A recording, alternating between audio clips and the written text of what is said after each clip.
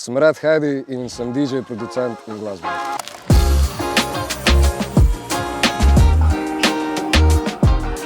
Z elektronsko glasbo sem se prvič srečal tam okoli leta 2013, ko sem na YouTube odkril Skrillexa, en izmed mojih največjih idolov.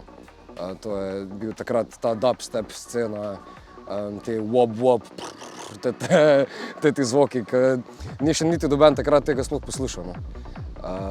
Tako da, ko sem komu omenil, da poslušaš elektronsko glasbo, techno, dubstep, sem tako, what the fuck je to? To sem tisti ker nekaj, ne. Tako da, ja, tam nekaj.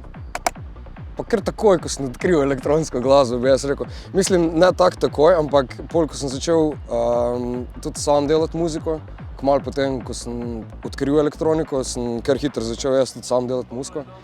In sem vsak dan po šoli, po pouku sem prišel domov, sem žgal komade ven. In to res tak, na vsake 3 dni je prišel en komad ven, pol padeš nekako v ta ritem, ti to postane neka rutina, ritual in se vsak dan vedno bolj zaljubiš v to. Ne. In potem se je to počasi zgradil, do enega leta, 2016 sem naredil svoj YouTube kanal, ko sem začel vse to ven devati, to je že 9 let nazaj.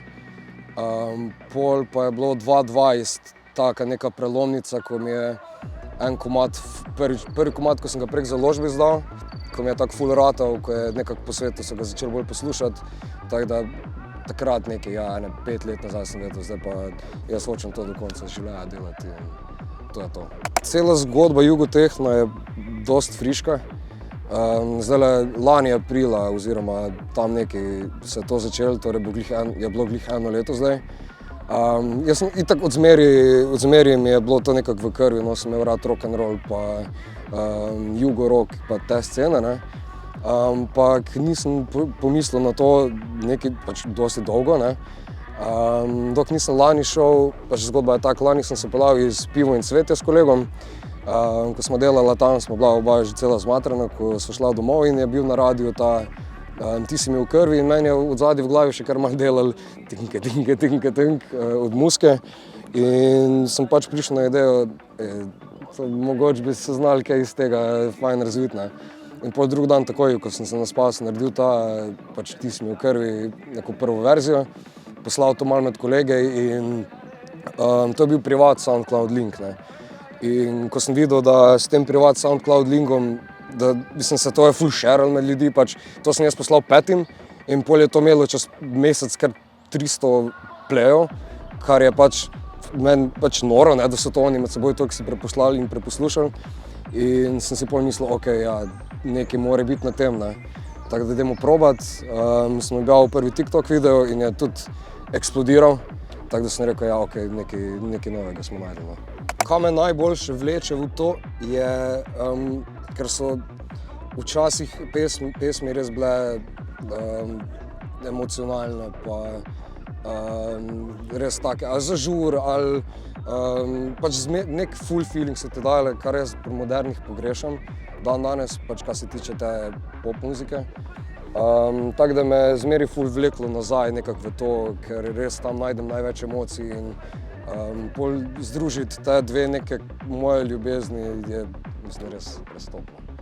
Začelo se je z YouTubeom, torej tako sem omenil prej, pač 2016, ne, to je bil nekako the spot, kjer smo pač devaš ven videe, muziko pa te stvari, ne, pa obenem itak Instagram bil zmeri ta glavna stvar, kjer se je objavljal.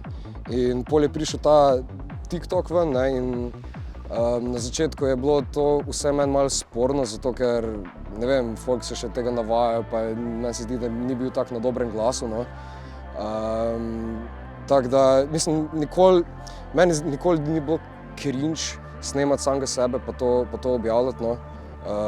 Zdaj, da bi samega sebe gledal, ampak, ne vem, na začetku je bil folk tak, kaj boš to delal, kaj misliš, ne, mislim, kaj hočeš s tem dosežiti. Ampak pol, ko greš enkrat prek tega, pa odmisliš vse to, se pokaže, da lahko priješ kar daleč, ne. Torej za komade, ko delam jaz muziko, zmeri začnem nekako z melodijo. Jaz sem ful melodičen človek, ful se trudim pripeljati nazaj melodije, emocije pa vokale v tehno muziko. Tako da ponovadi začnem s tem ali pa z neko bas linijo, postavim neko osnovo in pol prek tega gradim z vokali in na tak način. In pol mi vse pač naravno prije, se komad kar sam razvije. Probuješ malo, kaj paše zraven, kaj ne.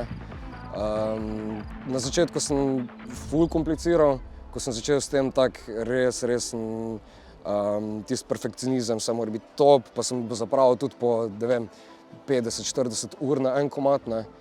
Zdaj porabim tam okoli 10 približno, no, da postaviš nekaj, pa že to zvrtaš. Zdaj, kar se setov tiče, seti pa probujem jih sestaviti tako, da gradim neko zgodbo čez cel set, torej da začnem z nekim hudim openerjem in potem pač počasi gradim gor z energijo, vmes malo spustiš, pa gor, pa tako da se malo igram vmes in se trudim svoje sete sestaviti zmeri tako, da je pač komad bomba za bombo za bombo, da ni nikoli nobenega komada vmes, ko bi bil tak nekaj, da malo zadihaš, pa da ga folk ne pozna pa to.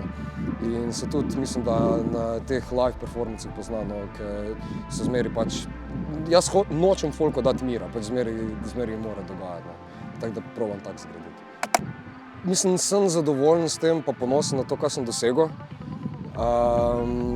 Cilje imam više kot to, kar je zdaj, no, pač the sky is the limit, tako da ciljam ful visoko, ampak sem pa ful zadovoljen s tem, pač kam sem prišel v tem času, kaj se zdaj dogaja. Malo mi je težko se sploh zavedati trenutno, ker je pač gradiš ful dolgo, ne, v tem sem zdaj 9 let in prvih 8 let je šlo tako počas nekaj, ne, in pol zdaj zadnjo leto bum, kar naenkrat. In se še sploh probam sam zavedati, kaj točno se dogaja. Sem pa ful vesel in ponosen na to, ko vidim, da folk rad posluša moje delo, prihaja mene poslušati, no. Meni se ne gre toliko za številke, kot pač, da se važiš s tem, koliko followerjev imaš, pa ogledov pa to. Ni mi pomembno to, da bi se s tem bahal, ampak mi dajo te številke vedeti, da veliko folka to rado posluša. In to mene veseli in zato hočem rasti, pa to še vedno več, ker to pomeni, da je ljudem všeč, kaj delam, da bodo prihajali na špile in to je meni glavno. Zdaj, jaz sem zmeri uspeh sam sebi razlagal kot tak, da bom res uspešen takrat, ko mene več ne bo na sceni, pa ko ne vem, ali ne bom več deloval, ali v glavnem, ko me več ne bo, da bo folk še zmeri se pogovarjal o meni, pa poslušal mojo muziko. In to je za mene pravzaprav uspeh, no, da tudi potem, ko me več ne bo, da gre moje delo naprej, no. Tako da zdaj počasi gradimo do tega, no, z malimi zmagami naprej. Najbolj me žene pač to naprej, želja potem, da rastem, da čim več ljudi spozna, kdo sem jaz, da čim več ljudi spozna mojo muziko. To mi je največja motivacija. Da lahko veliko ljudem pokažem, kdo sem in da gradim in še naprej razvijam svoj sound, kar se tiče delanja muzike pa produkcije, ker se mi zdi, da imam še veliko za pokazati, no, kar še nisem toliko do zdaj. Tako da ja, to, no, razvijanje svojega zvoka, svojega sounda in narediti nekaj novega, skozi nekaj izumljati, nekaj, kar se še ni slišalo. Na ta način, pač inovacija. Kar se tiče produkcije, imam veliko komadov zdajle na strani. Tako kot jugotehno, pa ful veliko originalov tudi, ker kar se tiče tega jugotehna, nočem zdaj celo življenje sam pač remikse delati. To je bila neka stvar, ko sem začel in jo bom ob strani še zmeraj delal, ampak sem sam kot človek tudi ful kreativen in imam tudi ful veliko svojih stvari za napisati. Tako da imam zdaj v prihodnje na strani 10 enih komadov, 10 drugih, zdaj za letos vsaj, da jih dam ven. Kot eno, kot drugo, razvijati nek sound, graditi neko ekipo, ekipo enih parih motherfuckerjev, s kateri bomo res pojedli pač svet, ker se mi zdi, da je šansa, no, da če se nas nabere ene par, pa združimo moči, no, da lahko veliko naredimo. Tako da to mi je zdaj cilj. Dati ven še nekaj tega jugotehna, svojo muziko, pa pol pojesti cel svet, no, da počasi narediti ekipo in začeti, zdajle se turneja tudi začela, mislim, ta malo manjša turneja poletna, no, po Balkanu pa to, tako da se ful tega tudi veselim. Ful si želim enkrat spoznati Skrillexa, pač ker je on, zaradi njega sem pravzaprav začel elektronsko muziko, ne, in je on moj idol.